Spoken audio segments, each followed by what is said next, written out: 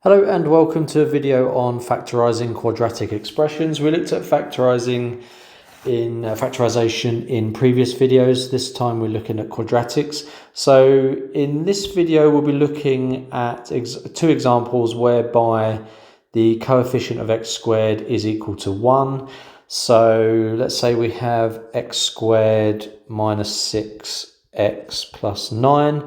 We're going to write out this framework here, and we're going to identify what the numbers would be in there. So as I mentioned, the coefficient of x squared is 1, so that's the same as having 1x squared, but the 1 is implied.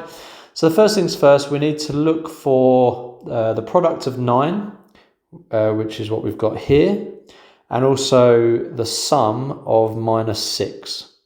So first things first, we're going to list out the factor pairs of 9. So we have 1 and 9, because 1 times 9 is 9.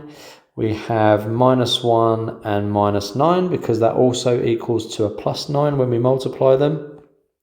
We have 3 and 3. So 3 times 3 is 9. And then minus 3 and minus 3 is also equal to plus 9. So because we also need to find the sum of minus 6, we're going to use this factor pairing here. So what we can do is we can say that x minus 3,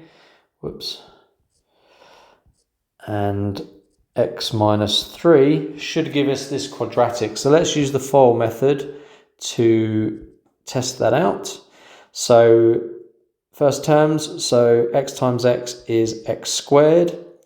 Then the outer terms, so that is minus 3x.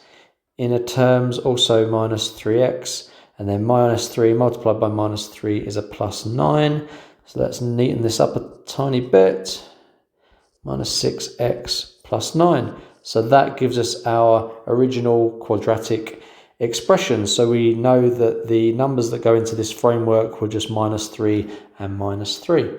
Let's try another quick one. So we have x squared plus 8x plus 15. Let's write out the framework again.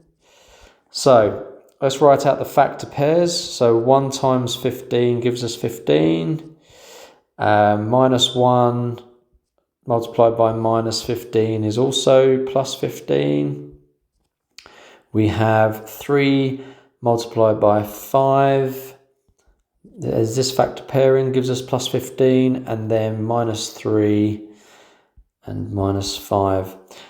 So we need to find out of these factor pairs what gives us 15. Plus 15 also adds up to plus 8. So it's going to be this factor pairing here.